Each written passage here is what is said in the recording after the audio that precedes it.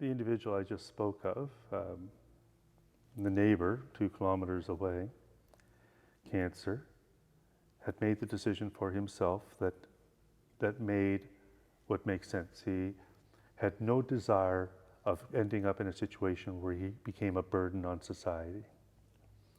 So he had approached his doctor about MAID, and I was quite impressed that even in this rural community, the doctor was incredibly supportive, set him up with the team. I became aware of this when he approached me, because there has to be sort of witnesses to the decision to be able to say that yes, this person is fit to make that decision. And my wife and I were asked if we would sign those letters that we had spoken with him, and so indeed I did speak to him about it. And he would speak to me quite often about it, just theologically, was it the right thing to do? Was he being selfish? And very impressed again that when he decided it was time, was actually 4 a.m.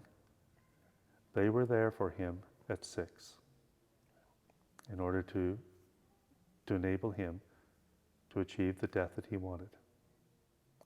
Probably by 7 they were gone. His spouse was left alone. And in the rural community, there's no support. At 7 a.m, she didn't even know who she could call and say, I'm alone.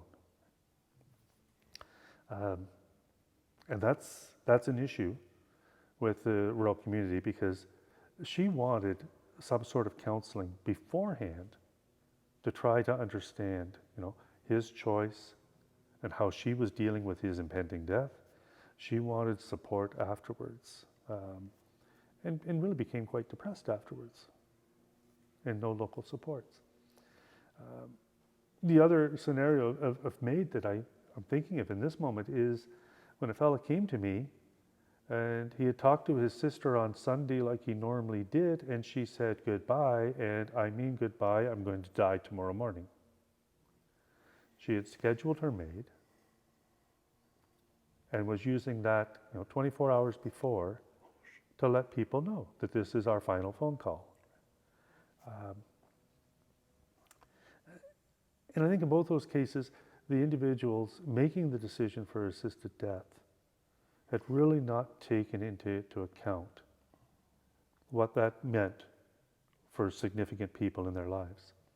Now I know that there's another that's been done where it was announced sort of weeks in advance, and a gathering was scheduled to take care of, and everyone came, and they had this, it was like the person who attended their own memorial service, their wake. And it was a going away party. And there's other times where I've known where the family is gathered around at the time of death, singing, favorite pieces of music and sharing scripture and stories, just like a family might do in a hospital room when death is imminent.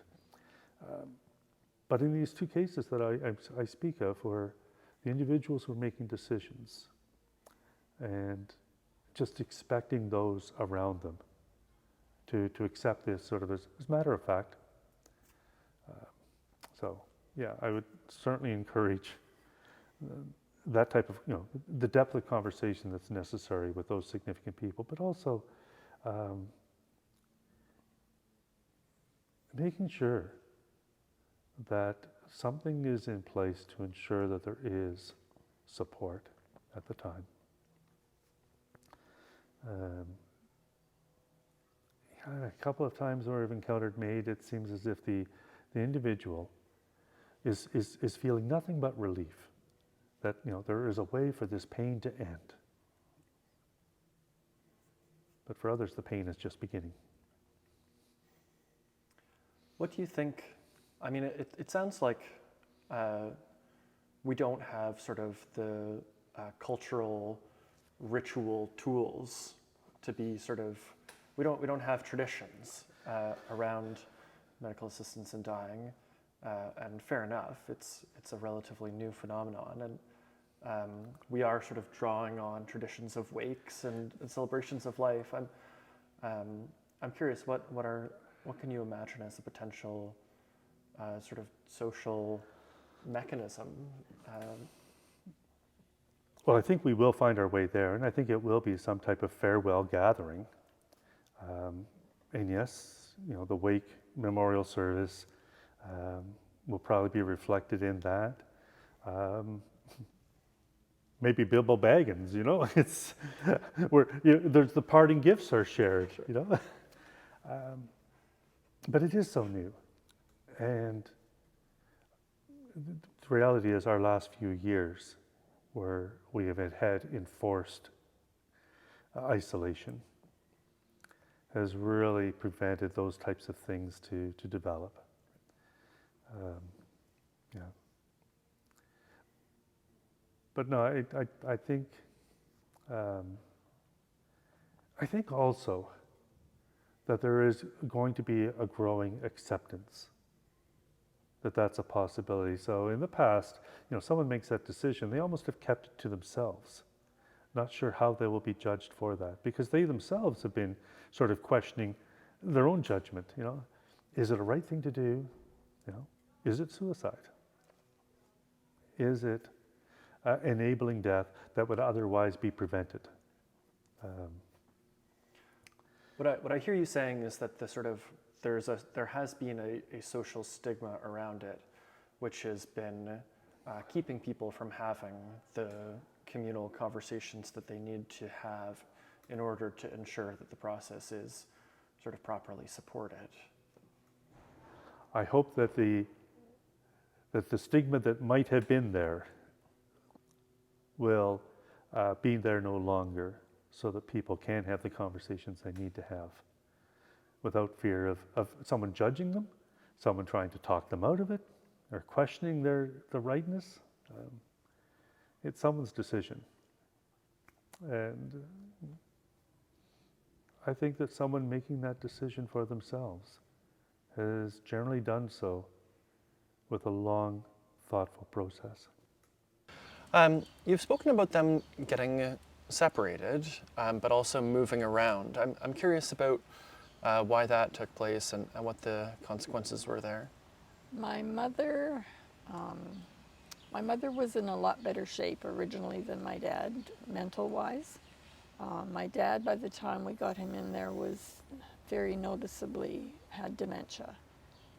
We found out after he passed away he had Lewy body disease, which is sort of like Alzheimer's, but with a bit of Parkinson's.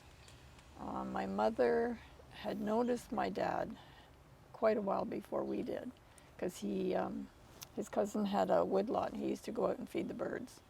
And she would check her watch when he left, and she was, worried that he would forget how to come home. And I said, you know where he's gone, you know where to send the police if he's not home, which was good. So yeah, that was helpful. And the place they were in was wonderful. What was wonderful about it? Can you say more about that? Just the people were great. They took good care of them. My mother ended up having Alzheimer's. She was pretty feisty, and she was tiny. They called at one point to my sister and said, can one of you come and help us cut her nails because she's scratching? And so I took on that job, and I would go up, I'd have my little kit, I'd pull her wheelchair up to the bed and sit down and just clip her nails, and she didn't give me any trouble. At that point, I'm not even sure if she knew who I was, but she knew it was okay for me to do that. And I had to go once and convince her to go in the big bathtub because she wouldn't let them bath her either. So yeah, it was a challenge. Sure. So yeah, I'm curious, will you say more about them sort of getting moved around, getting separated? Oh, yes. Yeah.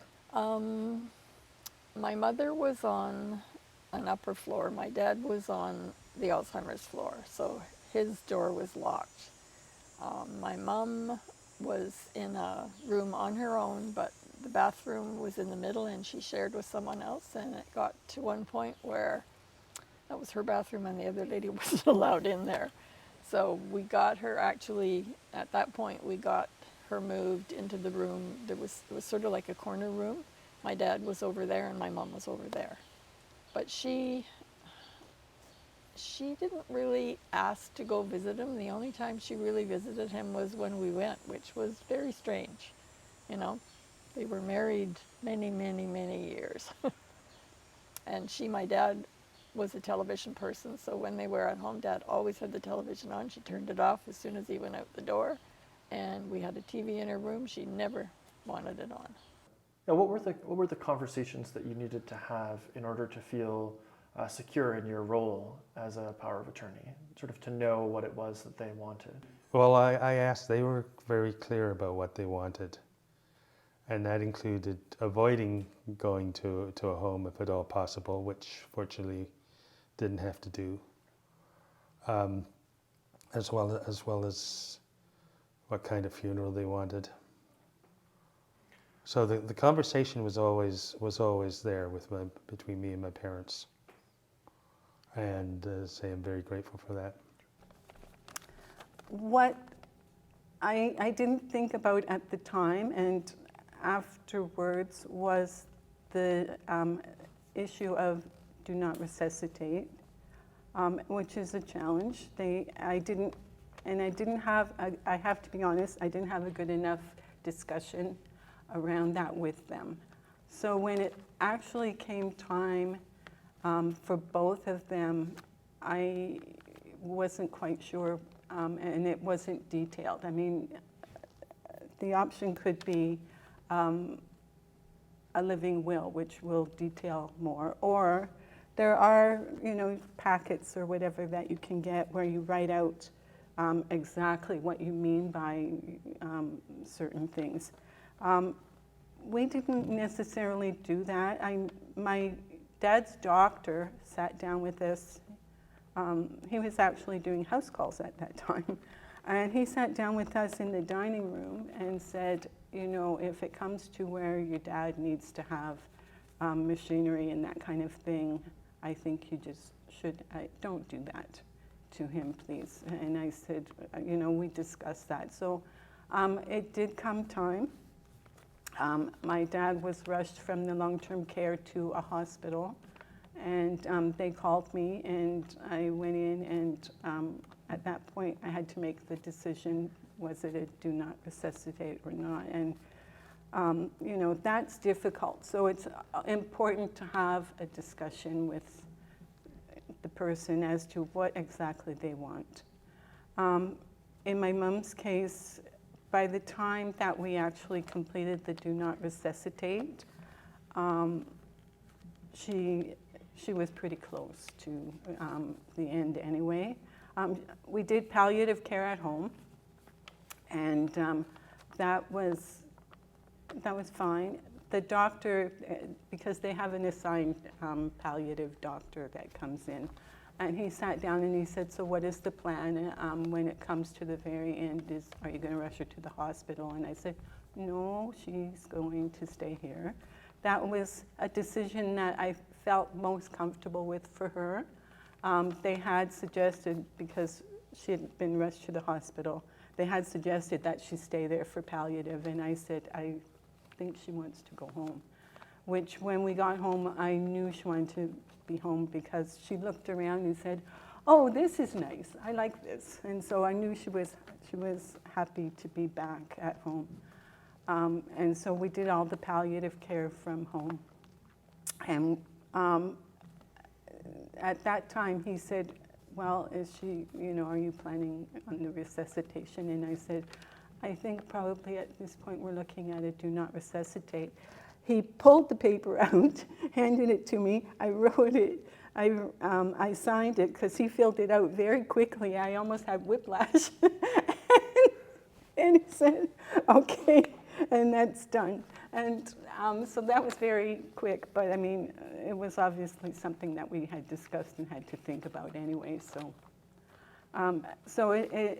but you feel it's a very emotional decision, and so it's important that that is discussed with the person while they can still make that decision, as opposed to having to determine what you think they would want. What information do you wish that you had had, especially around your father? Around my dad? Well,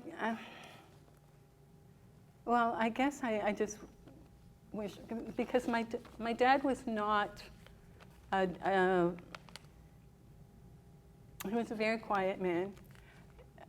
He never complained about anything, so you had no idea how much he was suffering, anything like that. So it would have been good to have the discussion with him in general about what his thoughts were at the end, rather than having to try and guess what would be best.